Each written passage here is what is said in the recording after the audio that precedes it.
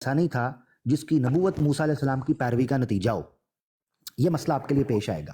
تو point number 1 جو آپ نے آخر میں پیش کیا نا سورہ مائدہ کی آیت سے، وہ نبی پاک صلی اللہ علیہ وسلم کی نبوت کی افادیت اور ضرورت پر بھی اللہ معاف کرے استغفر اللہ جانے انجانے میں آپ نے اس کو ہدف تنقید بنایا ہے اپنے اس موقف کی بنیاد پر. اچھا، اس کے بعد آپ نے کہا کہ جی سارے سورہ احزاب کی آیت پیش کرتے ہیں، آپ نے یہ کیوں پیش کر دی؟ اچھا، اور آپ نے کہا شاید یہ پیش کرنے کی وجہ سے اختلاف ہو گیا ہے. مرزا صاحب جن آیتوں کو پیش کر کے ختم نبوت ثابت کرتے رہے انہی آیتوں سے اجراء نبوت ثابت ہو رہی ہے. مرزا صاحب جن آیتوں کو پیش کر کے عیسیٰ علیہ السلام کا واپس آنا کہتے رہے انہی آیتوں کو پیش کر کے بعد میں وفات مسیح ثابت کر رہے ہیں. تو اس اختلاف کی بنیاد پر کیا یہ کھلا تضاد نہیں ہے؟ تو پھر آپ ان کا استدلال کیوں مانتے ہیں؟ سیدھی سی بات ہے، گفتگو کے اندر جب گفتگو ہو رہی ہوتی ہے ہر آدمی اپنا استدلال اپنی دلیل پیش کرتا ہے. باقی جو آپ نے فرقوں کی بات کی ادھر ادھر یہ وہ حالات خراب ہو گئے فلانا، اس پر میں نے ایک ہی بات کی، آپ نے اس کو ٹچ تک نہیں کیا. وہ بات یہ تھی کہ نبی پاک صلی اللہ علیہ وسلم کے متصل بعد فرقے بننا شروع ہوئے ہیں. مرزا صاحب کے آنے سے پہلے 73 کا آنکڑا پورا ہو چکا ہوا تھا. تو اس وقت کیوں نہیں آئے؟ کیونکہ آپ کا استدلال یہ ہے، آپ نے یہ کہا اللہ بہتر جانتا ہے اس نے کب بنانے ہیں کہ نہیں بنانے. تو پھر آپ یہ حکمت کیوں پیش کر رہے ہیں؟ اگر آپ کا دعویٰ یہ ہوتا کہ نبوت جاری ہے بس جب اللہ چاہے تب بھیجے گا تو مجھے کوئی اعتراض نہ ہوتا. دوبارہ سنیں بٹ صاحب، اس پوائنٹ کو غور سے سنیے گا. اگر آپ کا دعویٰ صرف یہ ہوتا کہ نبوت جاری ہے اللہ کی مرضی جب چاہے جس کو بھیجے، میں یہ اعتراض نہ کر رہا ہوتا. مگر جب آپ اجراء نبوت کے دعویٰ کے بعد حکمتیں پیش کرتے ہیں کہ فرقے بن گئے لہٰذا آنا چاہیے، قرآن پر عمل نہیں ہو رہا لہٰذا آنا چاہیے، تو وہ تو 1300 سال کے اندر بھی تھا. پھر کیا وجہ بنی کہ اس ٹائم پر تو منتخب کیا گیا اس ٹائم پر نہیں کیا گیا؟ پھر حکمتیں پیش نہ کریں. جیسے ہی آپ حکمت پیش کرتے ہیں وہ حکمت بدرجہ اتم موجود ہوتی ہے مرزا صاحب سے پہلے بھی اور مرزا صاحب کے بعد بھی. آپ اس وقت تو مانتے نہیں. ایک تو یہ چیز ہوگی. اسی طریقے سے میں نے آپ کے سامنے جو آیت پیش کی تھی کہ لیکون للعالمین نذیرا، اس کے جواب کے اندر جو آپ نے مہجورہ والی آیت پیش کی تھی، مجھے افسوس کے ساتھ کہنا پڑتا ہے ابھی تک آپ نے جو میں نے چیزیں پیش کی تھی اس کا جواب افسوس کے ساتھ جو 4 پوائنٹ میں نے اٹھائے تھے آپ نے ان کو ٹچ تک نہیں کیا. کوئی بات نہیں، ہو سکتا ہے اب آپ کر دیں، یا ہو سکتا ہے آپ نے افطاری نہیں کی ہوئی. تو کئی دفعہ ہوتا ہے کہ بندہ جلدی کے اندر یا مائنڈ ڈائیورٹ ہوتا ہے وہ بھول جاتا ہے.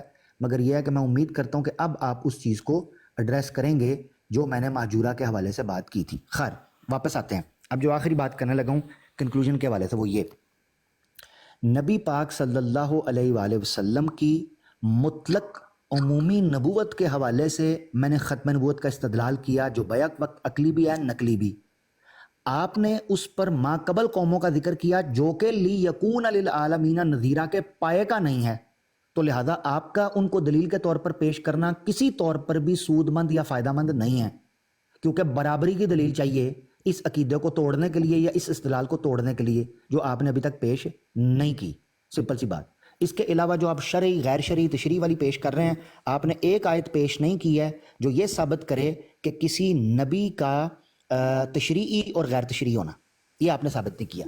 مثال کے طور پر آپ نے جو آیت پیش کی ہے سورہ مائدہ کی بٹ صاحب ایک کام کریں آپ بیچ میں چپ کر جائیں بھائی، بیچ میں نہ بولیں، بیچ میں نہ بولیں بھائی، کام خراب ہوتا ہے. نبوت کے کتے نیچے بھونک رہے ہیں، ان کو تو پٹا ڈالیں. بیچ میں نہ بولیں، جو بھی کوئی بھونک رہا ہے وہ آپ نیچے ماڈریٹر ہیں وہ ڈیل کر لیں گے. اوپر صاحب ماڈریٹر بیٹھے ہیں نا وہ کر لیں گے ڈیل.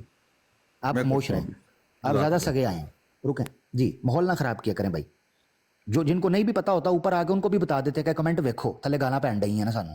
چنگے لوگ ہو، سیانے بنو. اچھا جی واپس، یہ ٹائم میرا بیچ میں ختم نبوت کے کتے گالیاں کہا رہے ہیں. ہاں اور تو ٹھیک ہے، تو آپ اجراء نبوت کے کتے نہ بنیں یار. عامر صاحب اپنی بات کریں یار. وہ بیچ میں بولتا کیوں ہے بندہ؟ آپ نیچے کیوں نہیں اتارتے؟ ویسے انصاف کیوں نہیں کرتے آپ اپنی بات کریں. منو پہ آ گئے ہیں، منو پہ آ گئے ہیں، اس سے زیادہ انصاف کیا چاہیے آپ کو؟ وہ منو پہ آ گئے ہیں، انہوں نے جواب دے رہے ہیں، منو پہ آ گئے ہیں. صاحب واپس آئے، ذرا واپس آئے، چلے خاموش ہو جائے دوست. چلے ہاں بالکل امین صاحب آپ سیانے بندے لگ رہے ہیں، ذرا آپ کو ماڈریٹر بنانا چاہیے. اچھا چلے گل کرو یار، نہ کرو.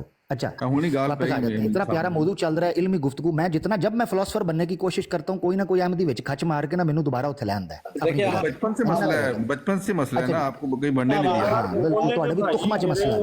جی واپس آ جاؤ جی. بہت شکریہ جی. خمو جی جی بالکل کرے بات کریں ثم الحمدللہ. اچھا جی اب جو میں نے نقطہ دیکھیں، یہ پھر عظیم بٹ صاحب اس سے ٹائم آگے چلا جاتا ہے تو پھر مجھے آپ نے موقع دینا. یہ زیادتی کرتے ہیں لوگ، ٹھیک ہے نا. اچھا بات ہو رہی تھی، یہ آپ نے یاد رکھنا ہے، تشریعی اور غیر تشریعی نبوت کی قطعی دلیل پیش کرنی ہے. یہ آپ نے یاد رکھنا ہے. کیا یہ تقسیم قرآن سے کسی جگہ پر ثابت ہے؟ تورات کے فیصلے کو لے کر چلنا کسی نبی کی شریعت نہ ہونے پر لازم نہیں ہے، ورنہ آپ کو ماننا پڑے گا کہ عیسیٰ علیہ الصلاۃ والسلام بھی غیر تشریعی نبی تھے. جماعت احمدیہ کا موقف کیا ہے؟ اگر نہیں پتہ حوالہ مطالبے پر دیا جائے گا کہ عیسیٰ ابن مریم علیہ الصلاۃ والسلام کے سٹیٹس کے حوالے سے جماعت احمدیہ کا کیا موقف ہے، آیا وہ تشریعی تھے یا غیر تشریعی تھے. ٹھیک ہے نا. اسی لیے واپس آ جائیں، مطلق منصب نبوت یا ختم نبوت یا اجراء نبوت کو موضوع بنایا جائے گا، فرقہ واریت کو اگنور کریں. جی بٹ صاحب اوور ٹو یو. 4 پوائنٹ رکھے میں نے. جی دیکھیں، پہلے ہی تو آپ نے بہت بڑا بلنڈر مار دیا. آپ نے کہا کہ پھر تو نبی کریم صلی اللہ علیہ وسلم کی ضرورت ہی نہیں تھی آنے کی. ٹھیک ہے، دیکھیں وہاں پہ اللہ تعالیٰ کہہ رہا ہے کہ ان کو بنی اسرائیل کی طرف بھیجا، اور اللہ تعالیٰ کا یہ پلان تھا کہ تمام انسانیت کے لیے ایک ہی رسول ہو، جیسے خدا ایک ہے. تو آخر پہ اللہ تعالیٰ نے نبی کریم صلی اللہ علیہ وسلم کو بھیجنا تھا، تو وہ نبی کریم صلی اللہ علیہ وسلم آئے تمام انسانوں کے لیے بطور رسول اور نبی. تو اس لیے آپ کا یہ کہنا ہے کہ ضرورت ہی نہیں تھی. ہاں، اگر یہ ہوتا کہ بنی اسرائیل کے لیے کوئی شرعی نبی آیا تو پھر آپ کہہ سکتے تھے ضرورت نہیں. بات تو یہ ہے کہ یہاں پہ جو شرعی نبی آیا ہے وہ تمام انسانیت کے لیے آیا ہے. پھر آپ یہ دلیل بناتے ہیں بھی آپ وہ دوسری امتیں ایسے ہیں ان سے کمپیئر نہ کریں. آپ کو قرآن غور سے پڑھنا چاہیے، بار بار پڑھنا چاہیے. اللہ تعالیٰ قرآن کی میں فرماتا ہے کہ تمہارے ساتھ ویسے ہی تمسخر کیا جاتا ہے جیسے دوسرے انبیاء کے ساتھ. تمہیں وہی تعلیم دی گئی ہے جیسے گزشتہ انبیاء کو دی گئی ہے. کیا حج نبی کی سے پہلے نہیں جاری تھا؟ کیا اپنا توحید کا جو عقیدہ ہے وہ پہلے نہیں پایا جاتا تھا؟ کیا زکوٰۃ پہلے نہیں تھی؟ کیا کتاب پہلے نہیں تھی؟ کیا روزے پہلے نہیں تھے؟ تو آپ ہمیں کس طرف لے کے جاتے ہیں؟ بھائی قرآن پہ غور کیا کریں. اللہ تعالیٰ بار بار کہہ رہا ہے تمہیں وہی تعلیم دی گئی ہے جو بنیادی تعلیم ہے جو دوسرے انبیاء کو دی گئی تھی. تو جب ہم نبی کی قسم کے معاملے کو سمجھانے کے لیے دوسرے انبیاء کی مثال دیتے ہیں تو قرآن دیتا ہے بتاتے خود. آپ یہ ہمیں منع نہیں کر سکتے کہ نہ دیا کریں. تو اللہ تعالیٰ ہمیں یہ دے رہا ہے. آپ نے کہا جی اچھا پھر جو ہے وہ انبیاء اس وقت کیوں نہ ہے جب تفرقے ہوئے تھے. دیکھیں وہ آیت جو میں نے آپ کے سامنے پیش کی تھی وہ آیت یہ ہے، یقیناً ہم نے تورات اتاری، اس میں ہدایت بھی تھی اور نور بھی، اور اس سے انبیاء جنہوں نے اپنے آپ کو کلیتاً اللہ کے فرمان بردار بنا دیا تھا یہود کے لیے فیصلہ کرتے تھے، اور اسی طرح اللہ والے لوگ اور علماء بھی. اس وجہ سے اب یہ یہاں پہ نبیوں کے بعد مضمون شروع ہو رہا ہے اللہ والے لوگوں کا اور علماء کا. بات یہ ہے کہ جب نبی آتا ہے تو علماء جو اس سے دین سیکھتے ہیں وہ پھر اس دین کو آگے لے کے چلتے ہیں، وہ سمجھاتے ہیں. جب علماء فیل ہو جائے، ناکام ہو جائے، جب وہ بگڑ جائیں تو پھر نبی آیا کرتا ہے. تو نبی کی صلی اللہ علیہ وسلم نے فرمایا تھا کہ مجددین آئیں گے، پھر انہوں نے یہ فرمایا کہ عیسیٰ ابن مریم آئے گا، پھر انہوں نے فرمایا کہ خلافت قائم ہوگی. تو اس لیے نبی کی صلی اللہ علیہ وسلم جو کچھ فرمایا وہ کچھ ہونا تھا. تو خلافت حضرت عیسیٰ نے تبھی آنا تھا یا امام مہدی نے تبھی آنا ہے جب ہم علماء ناکام ہو جائیں گے. اور علماء کے لیے نبی کی صلی اللہ علیہ وسلم نے فرمایا کہ وہ بدترین مخلوق ہوں گے. تو جب نبی کی صلی اللہ علیہ وسلم فرما رہے ہیں، قرآن اس کی گواہی دے رہا ہے کہ قوم قرآن کو چھوڑ دے گی، تو پھر میں تو وہی مانوں گا جو قرآن کریم کہتا ہے، جو نبی کی صلی اللہ علیہ وسلم فرما رہے ہیں، نہ کہ وہ مانوں گا کہ آپ کے عقائد کیا ہیں. پھر میں نے آپ کے سامنے ایک اور رسول پیش کیا کہ اللہ تعالیٰ فرماتا ہے کہ میں سزا دیتا ہی نہیں جب تک میں تمام حجت نہ کروں، نبی بھیج کے رسول بھیج کے. تو وہ رسول کہاں کدھر گیا؟ قیامت آئے گی، کوئی تباہ نہیں، کوئی نبی نہیں. تو لہٰذا ہمارا جو عقیدہ ہے وہ بالکل قرآن کے مطابق ہے، قرآن کے اصولوں کے مطابق ہے. آپ نے ابھی تک مجھے نہیں بتایا کہ نبی کی انسان کے بعد کوئی نبی پیدا نہیں ہو سکتا. آپ نے یہ دلیل بنائی ہے کہ نبی کی انسان تمام انسانوں کے لیے رسول ہیں. دوسری طرف آپ یہ کہہ رہے ہیں کہ حضرت عیسیٰ نہیں، وہ کہہ رہے ہیں کہ حضرت موسیٰ علیہ السلام کی بعد اگر نبی آتے رہے امت نبی تو پھر نبی کی انسان کی ضرورت ختم ہو جاتی ہے. بھائی نہیں، وہ بنی اسرائیل کے نبی تھے. یہ نبی تمام انسانوں کے لیے ہیں، یہ ہندوؤں کے لیے بھی ہیں، یہ بنی اسرائیل کے لیے بھی ہیں، یہ عیسائیوں کے لیے بھی ہیں، یہ بدھ مت والوں کے لیے بھی ہیں، سب کے لیے ہیں. تو اب میں پھر آپ سے درخواست کروں گا. اچھا پھر ایک عقلی دلیل میں دے دیتا ہوں. دیکھیں عقلی دلیل یہ ہے، اوپل بھائی نیچے پٹا ڈالیں یار. اچھا عقلی دلیل یا چنگیز خان صاحب ٹھیک ہے ان کو آپ. اچھا عقلی دلیل یہ ہے کہ ایک فوجی بھی ایسا نہیں کرتا کہ اس کے سامنے دشمن ہتھیار سے اس کے پر وار کر رہا ہو اور فوجی اپنا ہتھیار چھپا لے. تو کیا خدا تعالیٰ ایسا کرے گا کہ اگر خدا تعالیٰ نے انبیاء کا سلسلہ اس لیے قائم کیا ہے کہ ابلیس کے حملوں سے انسان کو بچائے، جب اس ابلیس کے حملے تیز ہو جائیں، ٹھیک ہے، وہ ہتھیار اس کے بہتر ہو جائیں، اور اللہ تعالیٰ یہ کہہ دے کہ میں اپنے ہتھیار نہیں چھپاؤں، میں نے چھپا دی، میں اب نہیں چلاؤں گا، نعوذ باللہ۔ اللہ تعالیٰ حکیم ہے، اس کے پیچھے کیا حکمت ہے کہ شیطان تو اپنے حملوں میں تیز ہو رہا ہے، اس کے ہتھیار بھی تیز ہو رہے ہیں، اور اللہ تعالیٰ اعلان یہ کر رہا ہے آپ کے عقیدے کے مطابق کہ میں نے اپنے ہتھیار استعمال نہیں کرنے۔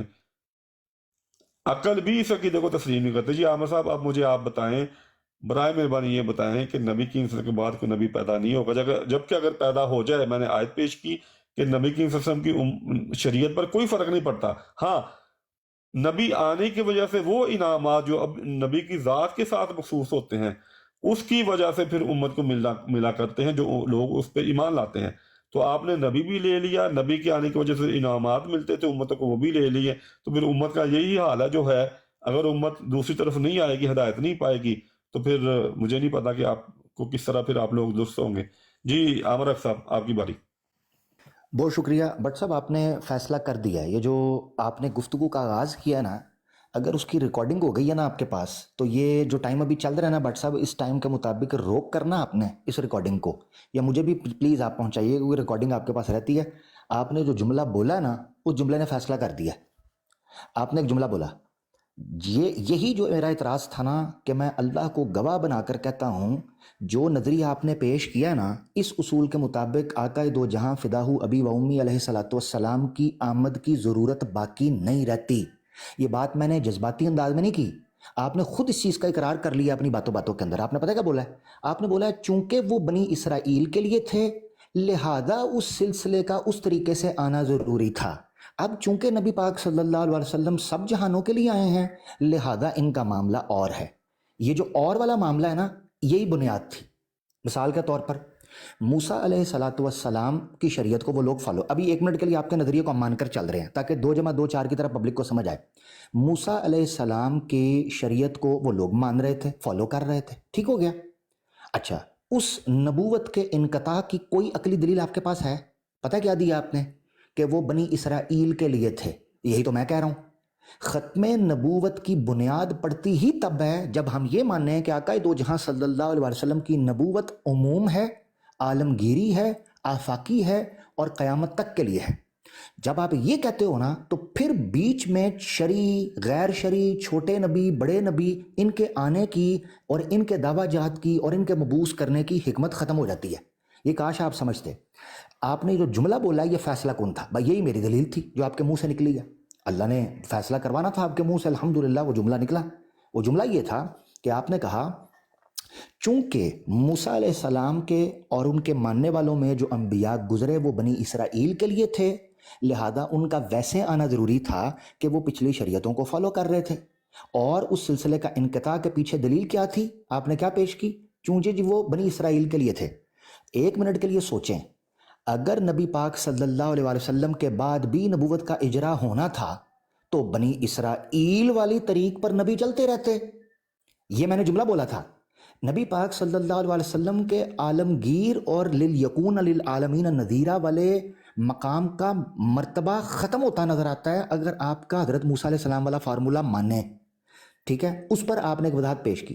آپ نے کہا نہیں جی وہ بنی اسرائیل کے لیے تھے، لہذا اللہ کے رسول صلی اللہ علیہ وسلم چونکہ عالمین کے لیے تھے، لہذا وہ ہوا۔ یہی تو میں کہہ رہا ہوں۔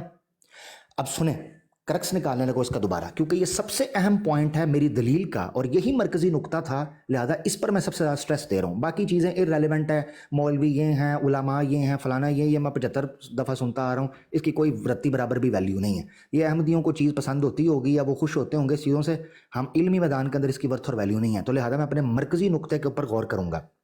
غور سے سنیے گا دوبارہ۔ آپ نے جو سورہ مائدہ کی آیت نمبر 44 پیش کی ہے نا، یہ بیسیکلی نبی پاک صلی اللہ علیہ وسلم کی نبوت یعنی عالمگیر اور آفاقی نبوت کو ڈھانے اور اس کو ختم کرنے اور اس کی ضرورت کی اہمیت کو کم کرنے کے مترادف ہے۔ مثال کے طور پر اگر وہ سلسلہ نبوت کا ویسے ہی چلنا تھا، سننا ذرا غور سے، جیسے مثال کے طور پر موسیٰ علیہ السلام، اب میں آپ کے مقدمے کے حساب سے چیزوں کو رکھنے لگا ہوں۔ موسیٰ علیہ السلام تھے تشریعی نبی، ٹھیک ہے جی۔ موسیٰ علیہ السلام کی قوم میں آئے غیر تشریعی نبی، جن غیر تشریعی نبیوں نے فالو کیا کن کو؟ موسیٰ علیہ السلام کو، ٹھیک ہے، اور یہ سلسلہ چلتا رہا یہاں تک کہ عیسیٰ علیہ السلام آئے، ٹھیک ہے۔ اب آ جاتے ہیں امت محمدی کی طرف، صلی اللہ علیہ وسلم۔ محمد صلی اللہ علیہ وسلم کیا ہیں جی؟ تشریعی نبی۔ ان کے بعد کون سی نبوت کے اجرا کے آپ قائل ہیں؟ غیر تشریعی کے۔ تو یہی تو موسیٰ علیہ السلام کی قوم میں ہو رہا تھا، یہی تو بنی اسرائیل میں ہو رہا تھا۔ تو اب اللہ کے رسول کے آنے کی ضرورت کیا تھی؟ آپ نے پتہ کہ جملہ بولا وہی جو میں نے بولا، آپ نے کہا رسول اللہ صلی اللہ علیہ وسلم تمام جہانوں کے لیے تھے اور موسیٰ علیہ السلام کی قوم بنی اسرائیل کے لیے تھے۔ تو یہی تو ختم نبوت کی میری عقلی اور نقلی دلیل تھی کہ لیکون للعالمین نذیرا۔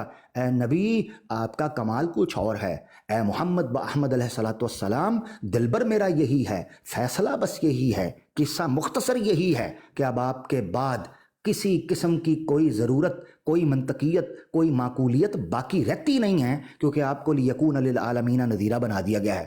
ہوا ہے فیصلہ خود مدعی کا ہمارے حق میں، زلیخا نے کیا پاک دام ماہ قناع کو۔ میں قربان جاؤں میرے آقا دو جہاں صلی اللہ علیہ وسلم پر کہ ان کی ختم نبوت جانے انجانے آج عظیم بٹ صاحب نے خود اپنی زبان سے بیان کر دی کہ جو بات میں نے ابتدا میں رکھی تھی، میرا مرکزی نقطہ یہ تھا کہ چونکہ پہلی نبی خاص قوموں اور خاص وقتوں کے لیے آیا کرتے تھے، اور آقا دو جہاں کا عالمی آنا اس بات کی طرف ایک دقیق اور عقلی اشارہ ہے کہ آپ کے بعد کسی قسم کی وہ ضرورت باقی نہیں رہی۔ اگر آپ نے ما قبل والے سلسلے کو ویسے ہی جاری رکھنا تھا کہ تشریعی کے بعد غیر تشریعی آ کر اس کے پیغام کو آگے بڑھائیں اور تشریعی نبوت کے بعد غیر تشریعی نبوت جاری ہو، تو بھلا بتاؤ بنی اسرائیل اور ہم میں فرق رہتا کیا ہے؟ بھلا بتاؤ کہ بنی اسرائیل کے نبیوں اور نبی پاک صلی اللہ علیہ وسلم کی ختم نبوت کے جلال کمال اور شان اور عروج اور مقام کا فرق رہتا کیا ہے؟ افسوس، صد افسوس، میں بھی کہتا تھا کہ ہر ابتدا سے پہلے، ہر انتہا کے بعد، تمام نام رسول بلند ہو نام خدا کے بعد، دنیا میں احترام کے قابل ہیں جتنے لوگ، میں نے کہا تھا میں سب کو مانتا ہوں مگر مصطفیٰ کے بعد صلی اللہ علیہ وسلم۔ یہ تھا ہمارا مقدمہ۔ آج عظیم بٹ صاحب نے الحمدللہ ثابت کیا، ڈنکے کی چوٹ مرکزی نقطہ، یقین جانو دنیا وما فیہا میں انسان مسلمان سب غرق ہو جائیں، مٹی کے ذروں کی طرح اڑ جائیں، حکومتیں تختے پلٹ دیے جائیں، خلافتیں گبڑ دوس ہو جائیں، مسلمانوں کی مسجدوں کو گرا دیا جائے، سورج نکلنا چھوڑ دے، چاند دھمکنا چمکنا چھوڑ دے، جو بادل ہیں وہ گرجنا چھوڑ دیں۔ میں جوش میں اس وقت ایمان کے جوش میں، ختم نبوت کے جوش میں، عظیم بٹ صاحب پلیز مجھے گزرنے دیجیے، گزرنے دیجیے، اس قافلے کو گزرنے دیجیے۔ اوپل صاحب تسی منہ بند کر لو، تسی بولو ہی نا۔ اچھا جی مجھے تھوڑا آگے بڑھنے دیں پلیز عظیم بٹ صاحب، میں روکتا ہوں، میں اختتام کروں، میری آخری بات ہے۔ یقین کریں سورج نکلنا چھوڑ دے، چاند چمکنا دھمکنا چھوڑ دے، بادل گرجنا چھوڑ دیں، نہریں اور دریا اور سمندر ابلنا چھوڑ دیں، یقین کریں صحرا کی ہوائیں بند ہو جائیں اور اسی طریقے سے درخت چھاؤں دینا چھوڑ دیں، جانوروں کی مائیں ان کے بچوں کو دودھ پلانا چھوڑ دیں، اسی طریقے سے پھول جو ہے نا وہ کھلنا چھوڑ دیں اور چڑیاں چہچہانا چھوڑ دیں، میرے آقا دو جہاں صلی اللہ علیہ وسلم کے لیے یکون للعالمین نذیرا سے ختم نبوت کے استدلال کو کوئی چھو تک نہیں پائے گا۔ ہذا فضل من فضل ربی، الحمدللہ، اللہ کا بڑا شکر ہے فیصلہ ہمارے حق میں ہوا، الحمدللہ، نعرہ تکبیر، اللہ کا شکر ہے الحمدللہ کہ 74 کی اسمبلی اور لاکن کے رب سے پہلے پہلے یہ معاملہ حل ہو گیا، الحمدللہ۔ جی دیکھیں جی، انہوں نے اب جیت کا بھی اعلان کر دیا ہے، تو ٹھیک ہے، جو لوگ سن رہے ہیں وہ خود ہی فیصلہ کریں گے۔ دیکھیں عامر صاحب، آپ نے جو بھی باتیں کی ہیں قرآن کے خلاف، حدیث کے خلاف کی ہیں۔ میں یہ کہہ رہا ہوں کہ قرآن کریم یہ اصول بیان کرتا ہی نہیں کہ نبی تب آتا ہے جب عالمی کوئی نبی ہو یا عالمی نبی نہ ہو۔ اللہ تعالیٰ قرآن کریم میں یہ اصول بیان کر رہا ہے کہ جب ہم نے کسی قوم کو سزا دینی ہو تو پھر ہم نبی بھیجتے ہیں اور وارننگ دیتے ہیں۔ یہ اصول قرآن کریم میں بیان کیا ہے۔ ایک بھی آیت نہیں کہ قرآن کریم یہ اصول بیان کرے کہ اگر نبی عالمی ہوگا تو امتی نبی نہیں آئے گا یا دوسرا نبی نہیں آئے گا، اور اگر عالمی نہیں ہوگا تو ہم بھیج دیں گے، یا عالمی نہیں ہوگا تو بھیجیں گے، عالمی ہوگا تو پھر نہیں بھیجیں گے۔ تو جو اصول بیان کیا ہے قرآن کریم میں وہ یہ بیان کیا جو میں آپ کو بتا رہا ہوں۔ دوسری بات، اگر ضرورت نہیں تھی، اگر قوم نے بگڑنا ہی نہیں تھا، تو پھر یہ نبی کی قسم کی حدیث کہ عیسیٰ ابن مریم آئے گا، ماں میں دے گا، یہ کس لیے؟ یعنی کہ اس کی ضرورت تو نہ ہو، اللہ تعالیٰ نبی بھیج رہا ہے۔ دوسری میں نے عقلی دلیل یہ قائم کی کہ یہ ہو ہی نہیں سکتا، کہ یہ تو عام فوجی بھی نہیں کرتا۔ اللہ تعالیٰ کہتا ہے کہ بدترین جاندار وہ ہے جو اپنی عقل استعمال نہیں کرتا۔ تو میں اپنی عقل استعمال کروں گا، جو قرآن کی مجھے عقائد سمجھا رہا ہے، بتا رہا ہے، وہ لوں گا، یا آپ کے عقائد اپناؤں گا؟ تو میں تو نہیں چاہتا کہ اللہ تعالیٰ مجھ پہ نجاست ملے۔ تو اللہ تعالیٰ بتا رہا ہے کہ اللہ تعالیٰ حکمت کے ساتھ کوئی کام کرتا ہے۔ یعنی کہ ضرورت وجود، مریض موجود، مریض کا علاج ہونا چاہیے، اور دوائی وہ غائب. یعنی کہ اللہ تعالیٰ اگر یہ کہتا کہ یہ امت گمراہ نہیں ہوگی، قیامت تک بگاڑ نہیں آئے گا اس امت میں، پھر آپ کی بات درست تھی. لیکن سورہ فاتحہ میں اللہ تعالیٰ یہ کہہ رہا ہے اور نبی کی صلی یہ فرما رہے ہیں کہ نبی آئے گا. اب میں سورہ فاتحہ کی بات آپ کو بتاتا ہوں کہ قرآن کریم کا یہ اصول ہے. دوبارہ میں قرآن کریم کی طرف واپس آتا ہوں. قرآن کریم کا یہ اصول ہے کہ کوئی بھی دعا ایسی نہیں قرآن کریم نے سکھائی یا نبی کریم صلی اللہ علیہ وسلم نے سکھائی جو ناممکنات کے لیے ہو. یعنی کہ جو چیز ممکن نہیں کام ہونا اس کے لیے دعا نہیں کی جاتی، اگر کی جائے تو وہ دعا بے معنی ہوتی ہے. اگر امت مسلمان کے لیے یہود کی طرح اور عیسائیوں کی طرح، یعنی کہ جن پہ غضب نازل ہوا اور جو گمراہ ہوئے، ممکن ہی نہیں تھا اس طرح کا بننا، تو پھر یہ دعا کیوں کی جاتی کہ اہدنا الصراط المستقیم صراط الذین انعمت علیہم غیر المغضوب علیہم ولا الضالین آمین. یعنی کہ اللہ تعالیٰ ہمیں ان لوگوں کا راستہ نہ دکھانا جن پہ تیرا غضب نازل ہوا، جو گمراہ ہوئے. اگر یہ ممکن ہی نہیں میرے بھائی، تو پھر اللہ تعالیٰ نے یہ دعا کیوں سکھائی؟ جبکہ قرآن کا یہ اصول ہے، کسی نبی نے ایسی دعا نہیں کی جو ناممکنات کے لیے ہو. دعا پائی جاتی ہے اللہ تعالیٰ ہمیں صبر عطا فرما، ہمیں دشمن پہ فتح عطا فرما، ہمیں ہماری مغفرت فرما، ہمیں آنکھوں کی ٹھنڈک عطا فرما، ہمیں دنیا میں اور آخرت میں کامیابی عطا فرما. تمام دعائیں اس کے لیے ہیں جو کہ ممکن چیزوں کے لیے. یہ دعا کیا کہہ رہی ہے سورہ فاتحہ کے آخری آیت؟ یعنی کہ ہم دن رات ایک دعا پڑھ رہے ہیں، وہ معنی کوئی نہیں دے رہی، کیونکہ ہم نے ان کی طرح بھی نہیں ہونا جن پر غضب نازل ہوا، اور ان کی طرح بھی نہیں ہونا جن پہ جو گمراہ ہوئے. تو یہاں پہ یہ بتا دینا کسی کو کہ تم گمراہ ہو سکتے ہو، یہ کوئی کمال کی بات نہیں، یہ کوئی فصاحت و بلاغت کی بات نہیں، یہ کوئی علمی بات نہیں. فصاحت و بلاغت اور کمال کی بات تب ہے کہ جب مجھے علاج بھی بتایا جائے کہ میرا علاج کیا ہے. اگر ایک ڈاکٹر مجھے کہتا ہے کہ تم بیمار ہو سکتی ہو، میں اس کے پاس جاؤں گا، یا جو بندہ مجھے کہہ رہا ہے کہ تم بیمار ہوئے تو علاج بھی تمہارا یہ ہے، یہ علاج ہے تمہارا. تو سورہ فاتحہ نہ صرف ہمیں یہ بتا رہی ہے کہ ہم بیمار ہو سکتے ہیں، بلکہ یہ بھی بتا رہی ہے کہ علاج کیا ہوگا. جیسے یہود کے لیے آخر پہ عیسیٰ ابن مریم آیا اور اس نے وارننگ دی کہ تم تباہ ہو جاؤ گے اگر اللہ کا حکم نہ مانا، تو اسی طرح اس امت میں اسی طرح کے ایک نبی آئے گا. اور نبی کی صلی اللہ علیہ وسلم نے جو یہ بشارت دی ہے کہ عیسیٰ ابن مریم آئے گا، اس کا تعلق سورہ فاتحہ کی آخری آیت سے ہے. کیونکہ قرآن یہ کہتا ہے کہ کہہ دے کہ میں وہی پیروی کرتا ہوں جو میری طرف وہی کیا جاتا ہے. تو اس سورہ فاتحہ کے آخری آیت میں اللہ تعالیٰ ہمیں خوشخبری دے رہا ہے کہ اگر حالات ان امتوں کی طرح ہو گئے، یہود اور عیسائیوں کی طرح، تو پھر ایک نبی بھی آئے گا جیسے ان کے لیے اللہ تعالیٰ نے نبی بھیجا، اور یہ نبی قیامت تک آتے رہیں گے. جی عمر صاحب، آپ جو اصول بیان کر رہے ہیں کہ ایک منٹ دوبارہ، آپ نے جو یہ اصول بیان کیا ہے کہ نبی کی انسان کیونکہ عالمی نبی ہیں اس لیے نبی نہیں آنا، قرآن کریم یہ اصول بیان نہیں کرتا. میں نے مثالیں بھی دے دی. جی قریبا. زبردست زبردست، بالکل 4 نکات نکل کر سامنے آئے ہیں. ویسے تو میں اس کا اصولی طور پر پہلے جواب دے چکا ہوا تھا، مگر آپ کے لیے دوبارہ دے دیتا ہوں. شروع کرتے ہیں. جی آپ نے جو نقطہ نیا اضافہ کیا وہ یہ کہ امام مہدی، گو کہ یہ الگ ٹاپک ہے مگر آپ نے اس کو ٹچ کیا ہے تو ہلکا سا میں اس کو اشارہ دیتا چلا جاتا ہوں. مرزا غلام احمد قادیانی صاحب آن جہانی، سلسلہ جماعت احمدیہ کے بانی، روحانی خزائن والیوم 6 پیج 355 شہادت القرآن میں لکھتے ہیں، نبی تو اس امت میں آنے سے رہے. اب اگر خلفائے انبیاء یعنی نبیوں کے بعد والے جو خلفاء وہ بھی نہ آئیں اور وقتاً فوقتاً روحانی زندگی کرشمنت کھلائیں تو پھر اسلام کی روحانیت کا خاتمہ ہے. ایک چیز تو کلیئر ہو گئی کہ مرزا غلام احمد قادیانی صاحب کلیئر کٹ کہہ رہے ہیں کہ اس امت میں نبی آنے سے اب رہے.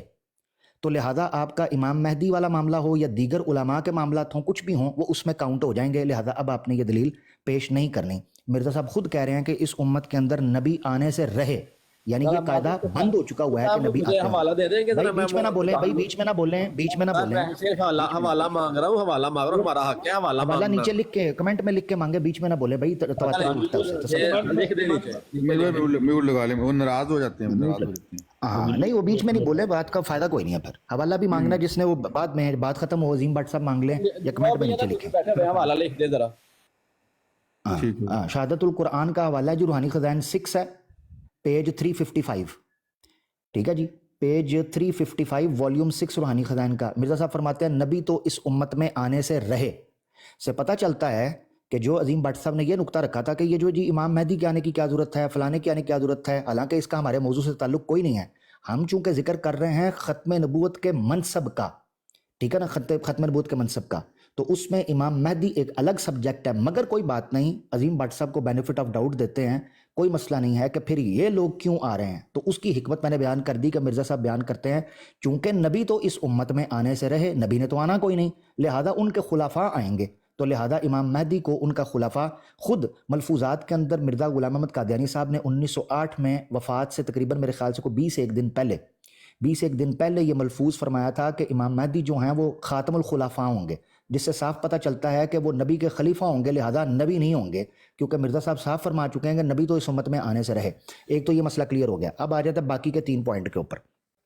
آپ نے کہا کہ سورہ فرقان کی آیت سے آپ نے جو استدلال لیا ہے کہ چونکہ نبی جب عالمی ہو، اگر نبی عالمی ہو تو اس سے یہ اصول کہاں نکلتا ہے کہ خاص لوگ جو بستیاں ہوتی ہیں وہ نہیں آ سکتے یا غیر تشریعی نہیں آ سکتے۔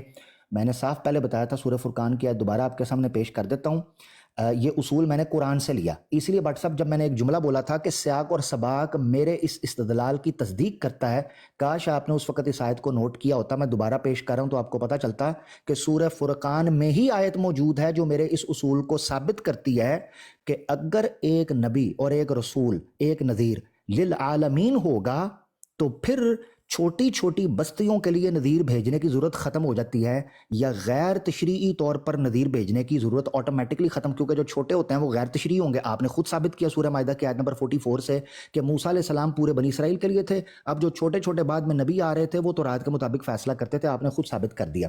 لہذا سورہ فرقان کی آیت نمبر 1 کا جو کانٹیکسٹ ثابت ہوتا ہے جو میرے استدلال کا، وہ ہوتا ہے سورہ فرقان کی آیت نمبر 51۔ اگر آپ نے اپنے پاس اوپن کرنی ہے تو 52 چیپٹر 25 ورس نمبر 52 آپ اوپن کر لیں، مسلم دوستوں نے کرنی ہے تو 51 اوپن کر لیں۔ اس میں اللہ تعالیٰ فرماتے ہیں لیکون للعالمین نذیرا کے بعد وَلَوْ شِئْنَا لَبَعَثْنَا فِي كُلِّ قَرْيَةٍ نَذِيرًا، اگر اللہ چاہتا تو ہر بستی میں نذیر بھیجتا، کیوں نہیں بھیجا؟ کیونکہ سورہ فرقان کی آیت نمبر 1 کہہ رہی ہے لیکون للعالمین نذیرا، کیونکہ آپ تمام جہانوں کے لیے نذیر ہو گئے، لہذا اب اس خاص قسم کی غیر تشریعی اور خطے کی اور خاص زمانے کی نبوت کا آٹومیٹکلی معاملہ کلیئر ہو گیا۔ یہ ہے میرا استدلال جو آپ کو پہلے سمجھ نہیں آیا، حالانکہ پہلے بھی پیش کیا تھا۔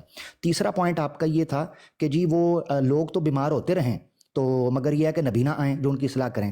آپ کو فرق سمجھنا چاہیے، قرآن نے آپ کی بات کا جواب پہلے ہی دے دیا ہوا ہے۔ یاد رکھیں، ویکسین ایک بار بنتی ہے، ویکسین جب موجود ہوتی ہے اس کو آپ نے ریپلیکیٹ کرنا ہوتا ہے، ریپروڈیوس کرنا ہوتا ہے، نہ کہ آپ کو نئے سرے سے کوئی دوائی بنانے کی ضرورت ہے جب اس کا علاج موجود ہو۔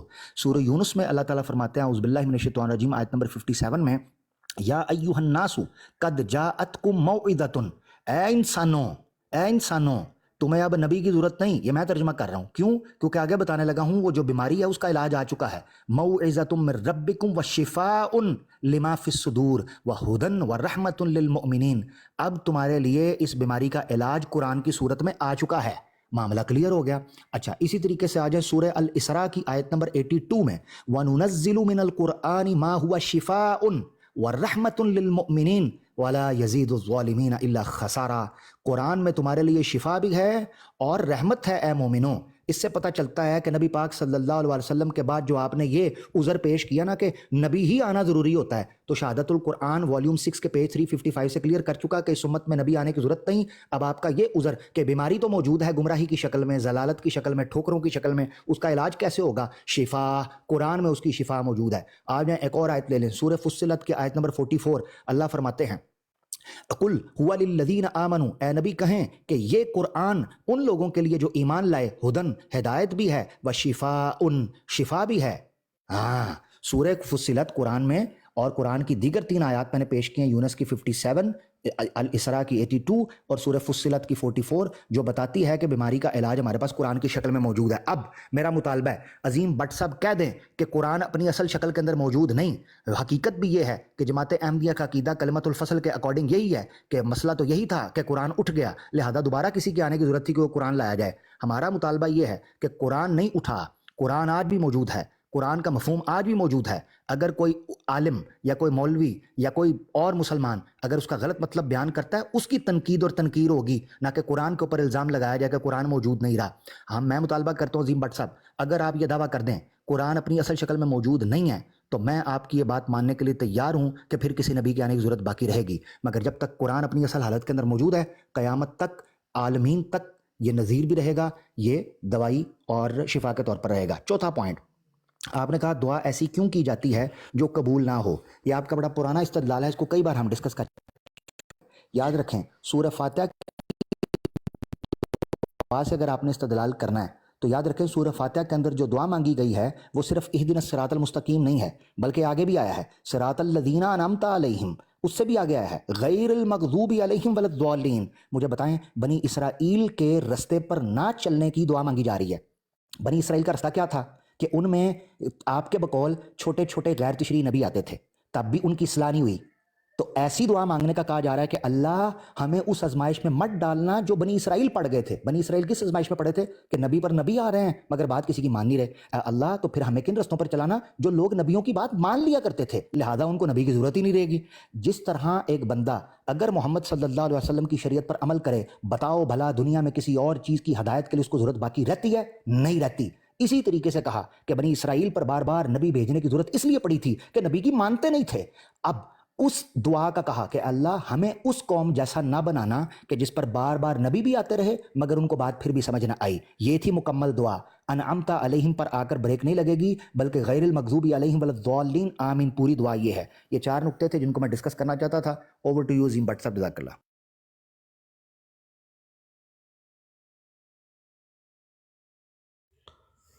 جی دوبارہ عامر آق صاحب، پہلے تو سورہ فاتحہ سے شروع کرتے ہیں۔ میں نے بتایا کہ یہ دعا اگر ان طرح کی ہو جانا ممکن نہیں ہے، اگر اللہ تعالیٰ نے یہ کہا ہے کہ امت ان کی طرح نہیں ہو سکتی تو مجھے یہ دعا کیوں سکھائی؟ یہ میرا مقدمہ تھا کہ ایسی دعا قرآن کریم نہیں سکھاتا، ایسی دعا بے ایمانی ہوتی ہے۔ اور یہ وہ والی دعا ہے جو ہم ہر نماز میں پڑھتے ہیں، ہر رکعت میں پڑھتے ہیں۔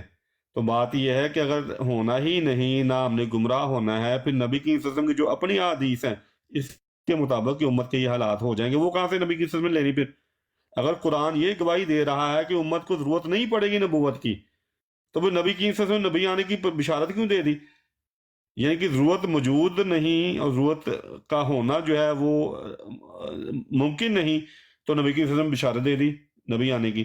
تو لہذا یہ آیت بتا رہی ہے اہدنا الصراط المستقیم صراط الذین انعمت علیہم کہ اللہ تعالیٰ اس امت میں نبی بھیجے گا، پھر جیسے گزشتہ امتوں میں بھیجتا رہا ہے۔ اللہ تعالیٰ نے گزشتہ امتوں کے حالات ہمیں اس لیے بتائے ہیں تاکہ ہم اپنی امت کے جو حالات ہیں، آنے والے حالات ہیں، اور اس کے اللہ تعالیٰ پھر کیسے علاج کرتا ہے امتوں کا، وہ ہم سیکھ سکیں۔ اگر ان امتوں کا ہمارے ساتھ تعلق ہی نہیں ہے تو پھر اللہ تعالیٰ نے وہ حالات کیوں بتائے؟ اب آپ نے بتایا جو آپ نے یہ جو بستی والی آیت پیش کی ہے، دیکھیں اللہ تعالیٰ فرما رہا ہے کہ وہاں پہ میں نے اچھا دوسری بات آپ نے کی، میں نے کہا جی چھوٹے چھوٹے نبی کا لفظ میں نے کہیں استعمال نہیں کیا۔ میں نے کہا کہ امتی نبی آتے رہے اور وہ تورات کے تحت یہود کے لیے فیصلے کرتے تھے، تو کوئی یہود کے لیے فیصلے کرنے کی وجہ سے تورات پر کوئی فرق نہیں پڑا۔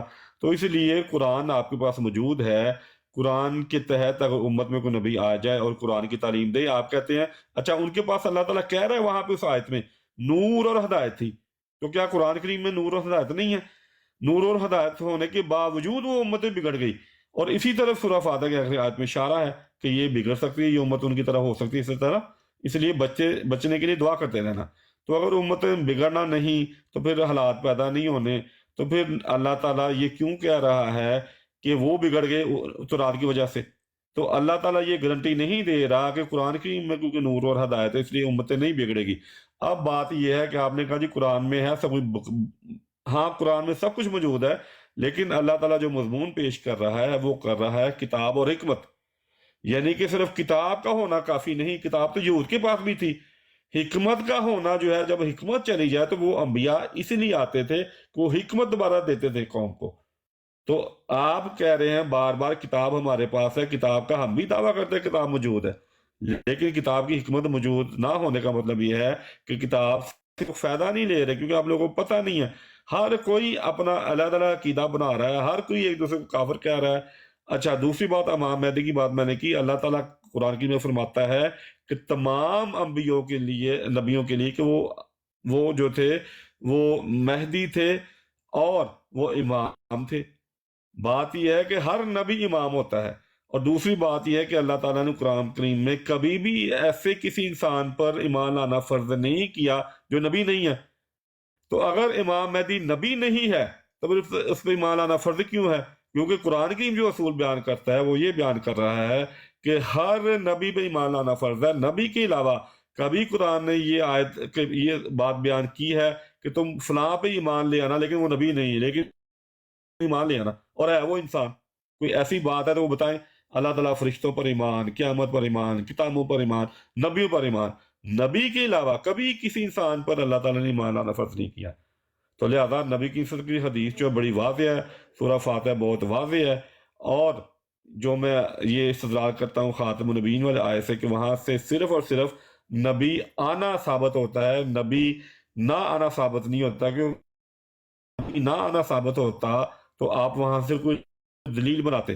آپ نے دلیل نہیں بنائی اور پہلے بھی جو آپ کوشش کرتے رہے ہیں وہاں سے صرف یہ دلیل یہ نکلتی ہے کہ خاتم النبیین کے نتیجے میں دیکھیں جب خاتم اللہ علی قلوبہم والی آیت اتری تو کیا اس آیت کے اترنے کے بعد اللہ تعالیٰ نے دلوں پہ مہریں لگانا بند کر دی؟ نہیں کی. تو جب خاتم النبیین والی آیت اتری تو وہاں سے اللہ تعالیٰ اس مہر کے ذریعے نبی بناتا رہے گا. نہیں تو یہ خاتم النبیین والی آیت جو ہے یہ کوئی معنی نہیں دیتی، بلکہ نبی کریم صلی اللہ علیہ وسلم کی توہین نکلتی ہے. کہ لاکن سے پہلے اللہ تعالیٰ یہ کہتا ہے کہ محمد کو میں نے بیٹا نہیں دیا، لاکن کے بعد کہہ دیا کہ میں نے اسے امتی نبی بھی نہیں دینا. یعنی یہاں سے یہ لاکن سے پہلے ایک چیز کی چھٹی، لاکن کے بعد دوسری چیز کی چھٹی. جبکہ ہمارا عقیدہ یہ ہے کہ خاتم النبیین کی مہر سے نبی آتے رہیں گے.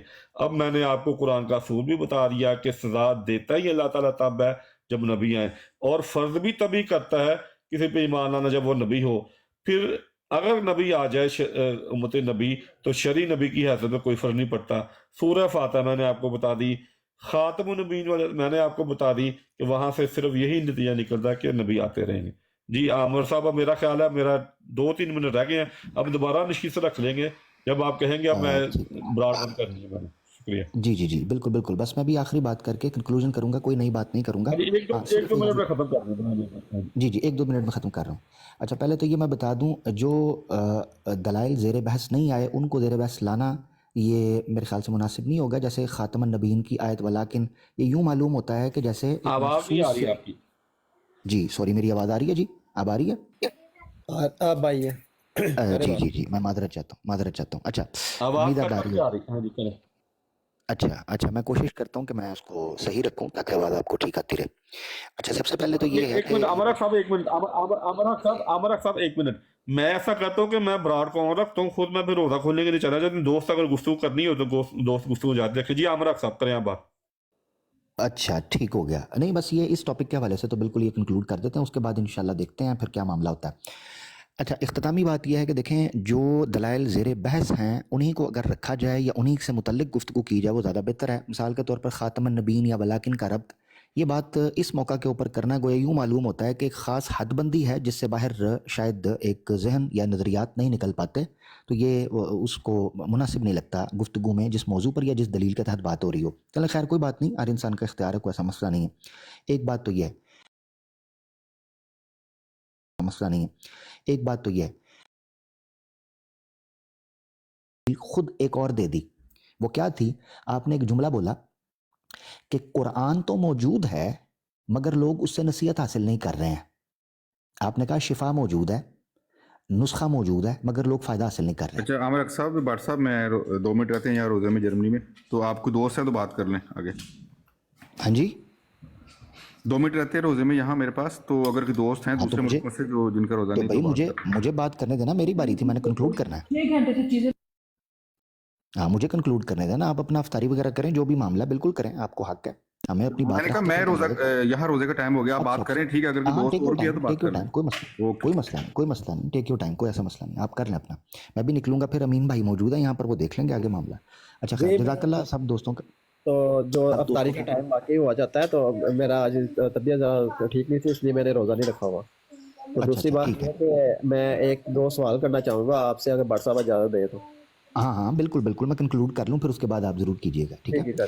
اچھا سب سے پہلے یہ ہے کہ ایک تو بات میں نے رکھ دی کہ جو ارریلیونٹ چیزیں یا دلیل ہوگی اس کا کیا معاملہ ہوگا. اب ہم سمجھتے ہیں کہ بٹ صاحب نے کل ملا کر صرف ایک بات کی، اور کمال بات آپ کو بتاؤں کہ جانے انجانے میں بٹ صاحب نے مجھے ختم نبوت کی ایک اور عقلی اور نقلی دلیل دے دی ہے. وہ یہ تھی کہ بٹ صاحب نے کہا کہ قرآن تو موجود ہے، لوگ اس پر عمل نہیں کر رہے.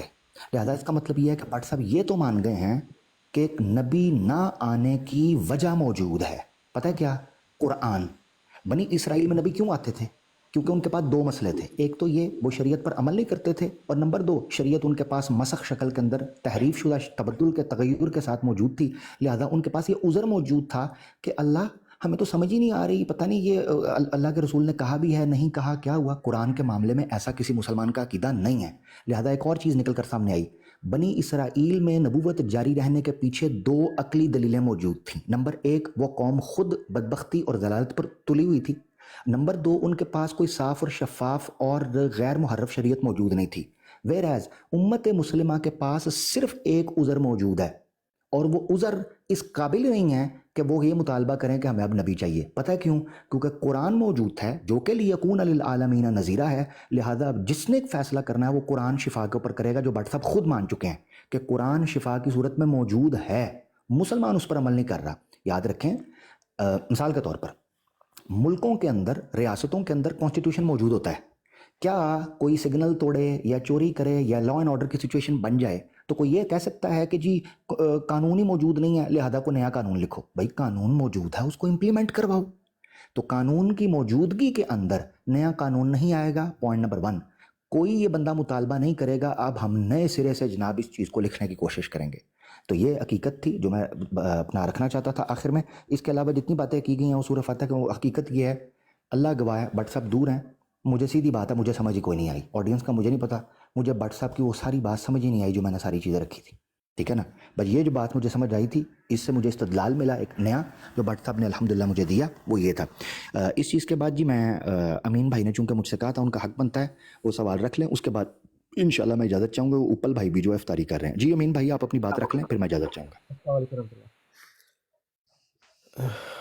جی اچھا، میرا سوال یہ ہے کہ اگر نبی نہیں آنے تو پھر حضرت صلی اللہ علیہ وسلم کے ذریعے سے ہمیں قرآن مجید وہ ملا، خدا تعالیٰ نے جو نازل کیا، اور اس میں خدا تعالیٰ نے جو وعدہ کیا کہ انا اعطیناک الکوثر فصلی لربک وانحر انا شانک هو الابتر، کہ تیرا دشمن ہی بے نسل رہے گا.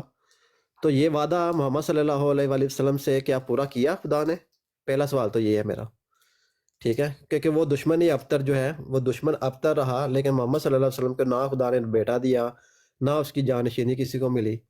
ٹھیک ہے، اور اس کے ساتھ اگر میں سوال کے ساتھ ہی اسی کے اندر انکلیوڈ ہے کہ سورۃ النساء کی آیت نمبر 69 کہ وَمَن يُطِعِ اللَّهَ رسول، میرے پاس آپ قرآن مجید نہیں ہے، غلطی میں پڑھنا چاہتا، جو اللہ اور اس رسول کی اطاعت کرے گا انہیں انعام اللہ تعالیٰ عطا کر رہا ہے. پہلا انعام جو ہے وہ نبیوں کا ہے. کیا اس دو آیتوں کو ہم اکٹھا دیکھ کر تو یہ فیصلہ نہیں کریں گے کہ امت محمدیہ سے ہی اب نبی آئیں گے، باہر سے کوئی بھی نہیں آئے گا؟ کیونکہ اس طرح خدا تعالیٰ کی وہ بات محمد صلی اللہ علیہ وسلم سے جو وعدہ کیا تھا وہ بھی قائم رہے گا، اور جو امت میں آنے والے نبی ہیں وہ بھی امت محمدیہ میں سے ہوں گے، کیونکہ اماموں کو منکم کہا ہے اس حدیث میں کہ تمہارا امام تم ہی میں سے ہوگا. تو اس سے خاتم النبیین کی جو سلسلہ ہے آن صلی اللہ علیہ وسلم کی شان بیان ہوتی ہے، نہ کہ ان کی نعوذ باللہ کوئی ایسی حد تک بیان ہوتی ہے. تو سلسلہ تو خدا تعالیٰ خود جاری کر رہا ہے. جی یہ ایک میرا پہلا سوال ہے، دوسرا میں کروں گا، اس کا جواب دیں پہلے.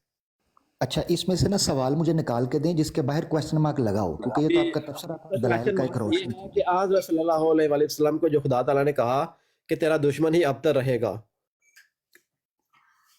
ٹھیک ہے، ہاں جی، وہ دشمن کون ہے جو ابتر رہا ہے، اور محمد صلی اللہ علیہ وآلہ وسلم کی جو نسل ہے وہ آگے کیوں نہیں چلی؟ یہ سوال ہے میرا، کویسچن مارک. ایک منٹ دشمن ابتر رہے گا تو دشمن کون سا رہا اور اللہ کے رسول کی نسل آگے؟ مجھے سمجھ نہیں آیا. سوال پرسائزلی اور بریف کریں تاکہ مجھے پتہ چلے مجھے جواب کس چیز کا دینا ہے. یعنی آپ یہ پوچھنا چاہ رہے ہیں کون سا دشمن جو ہے ابتر رہا، یہ پوچھنا چاہ رہے ہیں کہ اللہ کے رسول کی آگے اولاد کیوں نہیں چلی؟ پوچھنا کیا چاہ رہے ہیں؟ یہی میرا سوال ہے کہ کون سا دشمن ہے جس کی نسل آگے بند ہوئی ہے اور جو جاری ہے وہ کیا ہے؟ یہ میرا کویسچن مارک ہے کہ اس میں خدا تعالیٰ ہمیں کیا سمجھانا چاہتا ہے کہ کون سا دشمن ابتر ہے. خدا تعالیٰ نے کہا کہ تیرا دشمن ہی ابتر رہے گا. ہاں ٹھیک، یعنی آپ یہ جاننا چاہ رہے ہیں کون سا دشمن تھا جو ابتر رہا، یہ جاننا چاہ رہے ہیں. جی हाँ ठीक है। अच्छा अमीन भाई, पहली चीज़ तो आपने ये समझनी है, ये वक्त का ज़्या हो जाएगा। उसकी वजह ये है कि एक तो इसका टॉपिक से हमारे से रिलेशन कोई नहीं है जिस पर सारी गुफ्तगू चली। मैं उम्मीद कर रहा था कि आप इतने अरसे से सुन रहे हैं और बड़े तहम्मुल से आपने सुना, और मुझे ये था कि आप उससे मुतल्लिक सवाल रखेंगे। Point number 1। दूसरी तो ये चीज़ भाई ये साहब, मैं उसमें मुदाखलत नहीं करना चाहता हूँ। मैंने सिर्फ सवाल किया है, आपका दोनों की गुफ्तगू सुनी है। हाँ तो मुझे जवाब देने देना, आप टोके नहीं मैंने ना फिर सिर्फ बीच में, मुझे जवाब देने दे। हाँ आप रुक जाएं।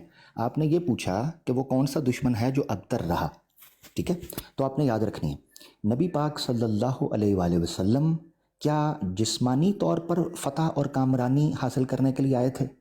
नहीं, बल्कि अल्लाह के रसूल सल्लल्लाहु अलैहि वसल्लम का वो पैगाम था, वो मैसेज था जो कुरान की शक्ल के अंदर तमाम नज़रियात पर गालिब होना था।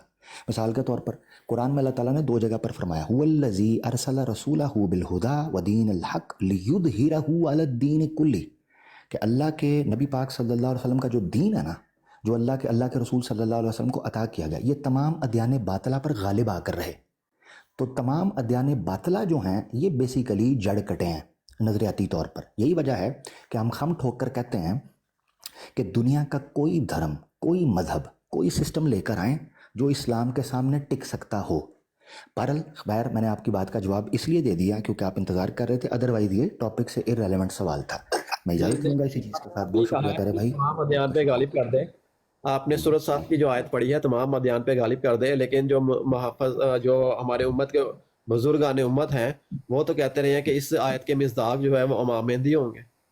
हाँ तो इसका आप ना ऐसे करें, उन जवाब उन बुजुर्गान से लें, आप ऐसे कर लें, ठीक है? आपके पास जवाब नहीं है?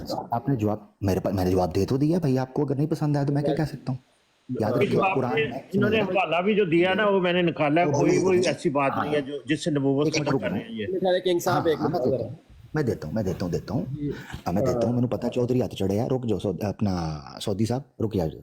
अच्छा अमीन भाई देखिए, सबसे पहले ये है कुरान की उस आयत से याद रखना आपने।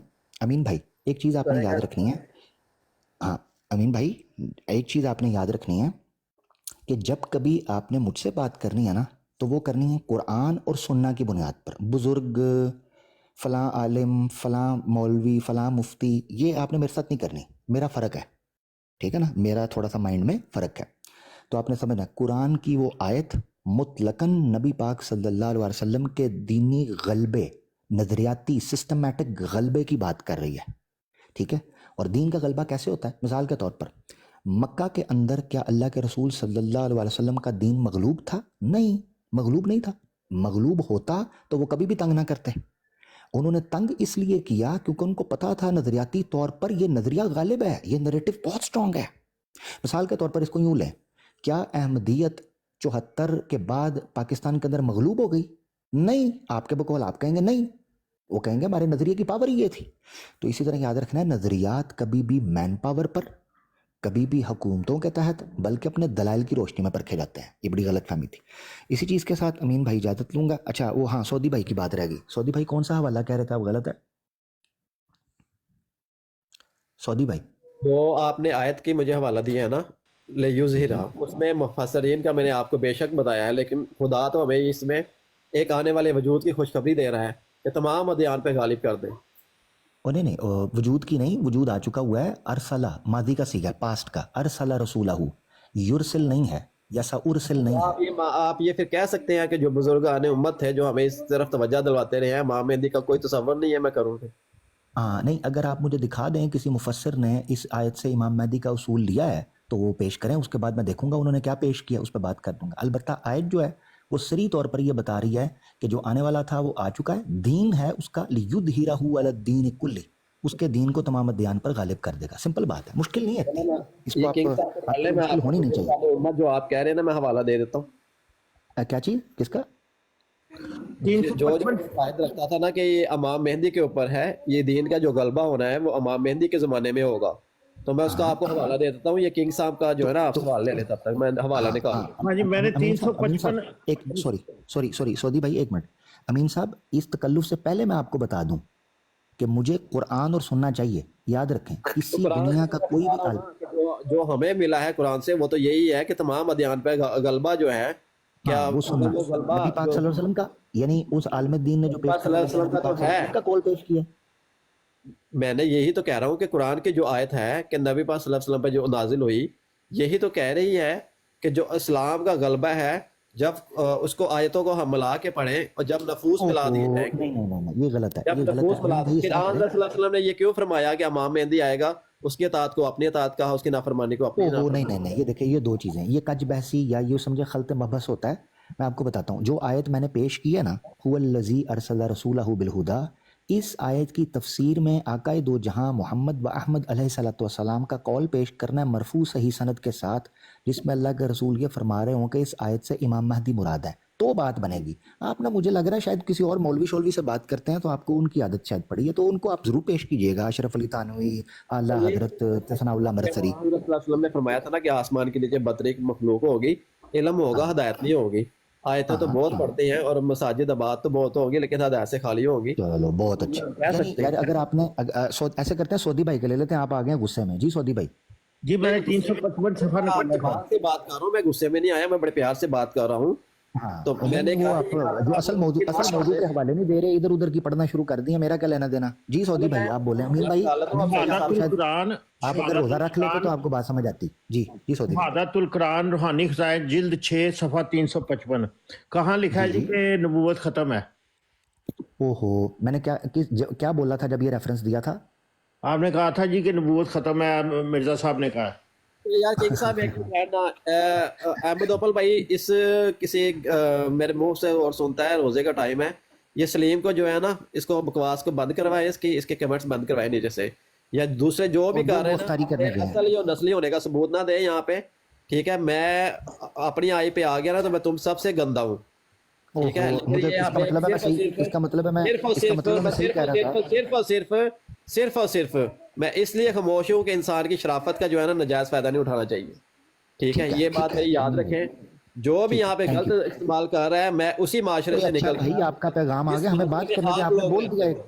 جس معاشرے میں آپ لوگ رہتے ہو، میں اسی معاشرے سے نکل کے آیا ہوں. ٹھیک ہے، لیکن میری تربیت مجھے منع کرتی ہے کہ میں اس کا جواب دوں. لیکن میں یہی کہتا ہوں کہ اپنے اصلی اور نسلی ہونے کا ثبوت دیں. یہاں پہ میرے بارے میں کسی کی ہمت ہے تو اوپر آ کے بات کر لیں، ادروائز اچھا بھائی ٹھیک ہو گیا، بس آپ کا موقف آ گیا. اس کا مطلب ہے میں صحیح سمجھ رہا تھا کہ آپ غصے میں آ رہے ہیں. جی سعودی بھائی، کیا میں نے کہا تھا؟ آپ نے جو حوالہ دیا تھا وہ کس لیے دیا تھا؟ 355 شہادت القرآن جلد 6 روحانی خزائن جلد 6.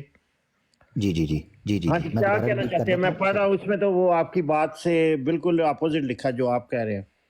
ٹھیک ہے، میں دوبارہ ریپیٹ کرتا ہوں، پھر مجھے بتائیے گا کیا میری بات سے اپوزٹ لکھا ہے جب میں نے پیش کیا تھا. ٹھیک ہے، میں دوبارہ ریپیٹ کر رہا ہوں. سعودی بھائی غور سے سنیے گا.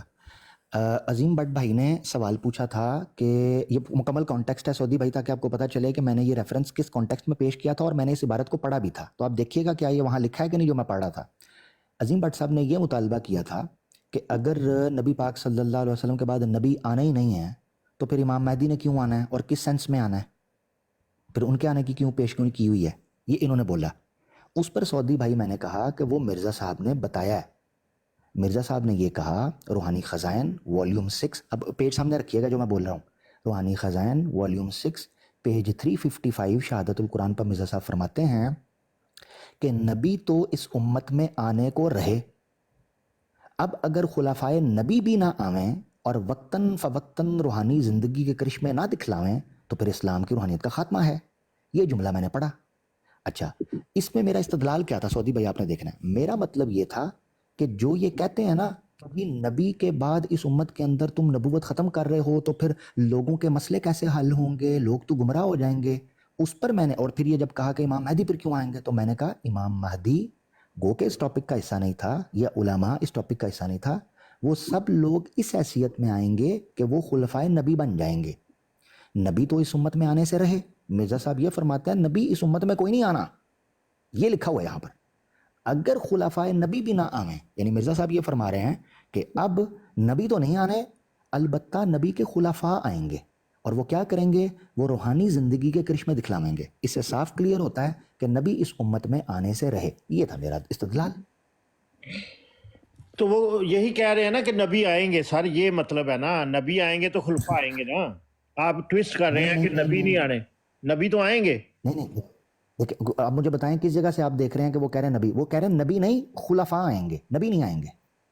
वो ऊपर पहले पढ़े ना आपके खुलफा, जस्ट उन्होंने बताया कि नबी पाक सल्लल्लाहु अलैहि वसल्लम के 30 बरस तक जो 4 खुलफा आए थे उनकी मिसाल दी है उन्होंने। तो उन्होंने ये कहना चाहते हैं पूरा पढ़े, तो पिछले 2 सफ़े भी पढ़े ना सर, पिछले 2 सफ़े पढ़ेंगे तो फिर वो मैं पढ़ देता हूँ, हाँ मैं पढ़ता हूँ, मैं पूरा पिछले 2 सफ़े से पढ़े। उन्होंने कहा है कि नबूवत जारी है, ये कहना चाहते हैं वो। सऊदी भाई, ओहो, नबूवत अगर जारी है तो वो ये क्यों लिख रहे हैं कि नबी इस उम्मत में आने से रहे? क्यों लिखा? इतना कैटेगोरिकल जुमला है। अब सुने जरा गौर से, मैंने जिस कॉन्टेक्स्ट में पेश किया था वो ये है कि मिर्जा साहब पता क्या कह रहे हैं? मिर्जा साहब ये कह रहे हैं देखो नबी इस उम्मत में नहीं आएगा। अच्छा मिर्जा साहब कौन आएगा? उन्होंने कहा खुलाफा आएंगे। इस पर मैंने मलफूजात का हवाला भी पेश किया था, तारीख जो खातमुल खुलाफा कहते हैं। अब ऊपर से पढ़ लेते हैं 355 का। वो कहते हैं अब याद रहे कि अगरचे कुरान करीम में इस किस्म की बहुत सी आयतें ऐसी हैं कि जो इस उम्मत में खिलाफत दायमी की बिशारत देती हैं, और अहादीस भी इस बारे में बहुत सी भरी पड़ी हैं। खिलाफत Daimi, point to be noted, 30 साल नहीं, खिलाफत दायमी यानी परमानेंट, भरी पड़ी हैं।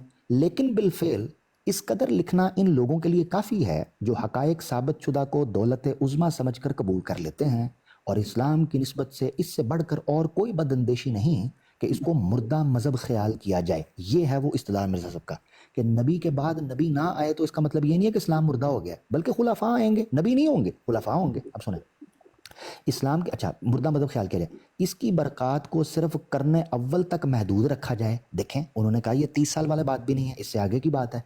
क्या वो किताब जो हमेशा की सादतों का दरवाज़ा खोलती है वो ऐसी पस्त हिम्मती का सबक देती है कि कोई बरकत और खिलाफत आगे नहीं बल्कि सब कुछ पीछे रह गया है? ये है पॉइंट। यानी मिर्ज़ा साहब कहते हैं तुम कहते हो जो खुलफाए राशिदीन 30 साल तक आए पीछे, कहते हैं कैसी बात करते हो, ये कमज़ोर बात है, ये तो बड़ी छोटी बात है। कहते हैं ऐसी बात नहीं है, इस्लाम में बरकत है, खिलाफत आगे भी आएगी। उस पर उन्होंने फिर आगे से कहा नबी तो इस उम्मत में आने को रहे। अब अगर खुलफाए नबी भी ना आवें और रूहानी ज़िंदगी के करिश्मे ना दिखलावें तो फिर तो इस्लाम की रूहानियत का खात्मा है। इससे मिर्ज़ा साहब ने ये इस्तदलाल किया कि देखो तुम ये कहते हो कि नबी नहीं आएगा, नबी नहीं आएगा, ठीक है मैं भी मानता हूँ नबी इस उम्मत में नहीं आ रहा। नहीं ना मानते, ये आप अपने से कह रहे हैं ना सर। वो ऊपर पढ़े, मैंने पिछले 2 पेजेस पढ़े हैं, वो मिर्ज़ा साहब ये कह रहे हैं कि नबी भी आएंगे, खलीफा भी आएंगे। पूरी पढ़ें 2 पेजेस में बैठा हुआ हूँ, आप पढ़ें, शुरू करें। मैं करूँ 54 से शुरू करें। हाँ खैर जो मैं पढ़ता हूँ फिर आपकी, अगर आपके पास टाइम है तो मैं पढ़ देता हूँ। लेकिन आप या ऐसे कर लें, आप बजाय बहस करने के आप 2-3 पेजेस पढ़ें और फिर मैं आ जाऊंगा। नहीं आप पढ़ें। देखे मसला आपको है कि मैं गलत पढ़ रहा हूँ, तो ठीक है आपने करना है, जल्दी मैं आपको ये बताना चाहता हूँ कि मिर्जा साहब ये बयान कर रहे हैं। आप ऐसे करें, नहीं जो सुने सऊदी भाई, अब हमने ऐसे करना है, अब हमने ना आपकी बात ना मेरी बात, अब मिर्जा साहब की बात। रूहानी खजाइन का 354 से पढ़ना शुरू करें, 353 से कर लें, नो प्रॉब्लम। वॉल्यूम 6 मेरे सामने भी खुला, आप भी खोल लें जल्दी। नहीं ना, पर वो इससे बात नहीं ना होगी सर जो आप कहना चाहते हैं। नहीं मुझसे मेरी बात सुने। 355 मैंने पढ़ी आउट ऑफ कॉन्टेक्स्ट, आपने बताना है कि मैंने गलत पढ़ी या सही पढ़ी है। चलें। नहीं देखे ना, मैं आपसे ये अर्ज कर रहा हूँ जो आमिर साहब, देखिए आप सऊदी भाई, मसला पता क्या है सऊदी भाई, सुने एक मिनट, पता क्या है ना, आपकी बात ना मेरी बात, जायज़ बात करता हूँ। मिर्जा साहब की बात आपने कहा 2 सफ़े पीछे पढ़ें, शुरू करें। मसला किसको है? आपको। मेरा तो मतमा नज़र 355 से निकला है, जो मैंने कहा वही बात निकली। हाँ तो वो इसीलिए मैं आपको समझाना चाहता हूँ ना, आप पीछे से पढ़ा करें बस। तो पढ़े ना, पढ़ें। से बात नहीं बनेगी। देखें ये चूरन जो है ना, ये चूरन नहीं बस कर देना चाहिए कि 2 सफ़े पीछे 2 आगे। पढ़ने किन्ने ने? तुसी के मैं? भाई आप भी पढ़ें मैं भी पढ़ूँ, मैं तो हाजिर हूँ। पढ़ते क्यों नहीं? फिर कह देते हैं कि 2 सफ़े पीछे, तो पढ़ो। मैं जा रहा हूँ पीछे। हाँ चलें, पीछे जा रहा हूँ, खैर जाए जरा। ये देखें मिर्ज़ा साहब ने ये कहा है कि जो आयत है खुदावंद करीम ने यही इरादा फरमाया, वो जो है कुरान मजीद की। कौन से पेज से पढ़ रहे हैं? कौन से पेज से? ये आप पढ़ें, आप चले जाएं 352 का आखिरी पैराग्राफ देखें, 352 का आखिरी पैराग्राफ। तो उसमें आयत लिखी हुई है कि अल्लाह ताला ने तुम्हारे लिए ए मोमनान उम्मत मुहम्मदिया वादा किया है कि तुम्हें भी वो जमीन में खलीफा करेगा जैसा कि तुमसे पहलों को किया। तो इससे क्या मुराद है? इससे मुराद ये आगे पढ़ते नबी आएगा ना। नहीं ऐसे नहीं। खिलाफत मनहाजिल नबूवत सारे कभी हो नहीं सकता, कुरान के खिलाफ जा ही नहीं सकते आप। खिलाफत मनहाजिल नबूवत, खिलाफत अला मिनहाज नबूवत तब साबित होगी जब यहाँ से पढ़ के 355 पर चलें और आपका मुद्दा साबित हो, मेरा ना हो। चलें शुरू करें। वो तो मैंने भी एक लाइन पढ़ी थी, वो आपको पसंद नहीं आई। वादा किया है कि तुम्हें भी वो जमीन में खलीफा करेगा जैसा कि तुमसे पहलों को किया। यानी कि वो बता रहे हैं कि जैसे नबी पाक सल्लल्लाहु अलैहि वसल्लम के जमाने में खिलाफत जारी है, इसी तरह अब भी होनी है। तो वो खाली बिल्कुल, और उनमें से कोई भी नबी नहीं था, वो आगे वाले भी नबी नहीं होंगे जी। आगे, और हमेशा कुफार पर, जी पढ़ें। और हमेशा कफार पर किसी किस्म की कोफतें जिस्मानी हो या रूहानी पड़ती रहेंगी या उनके घर से नजदीक आ जाएंगी, यहां तक कि खुदा ताला का वादा आ पहुंचेगा। खुदा ताला अपने वादों में तखल्लुफ नहीं करता, और हम किसी कौम पर अजाब नाज़िल नहीं करते जब तक कि एक रसूल भेज ना लें। सुन ले जरा, जबरदस्त। पढ़े इसको बार बार, जी, घर जाके पढ़े सर। वो चलते रहे, आगे चलते रहे, आगे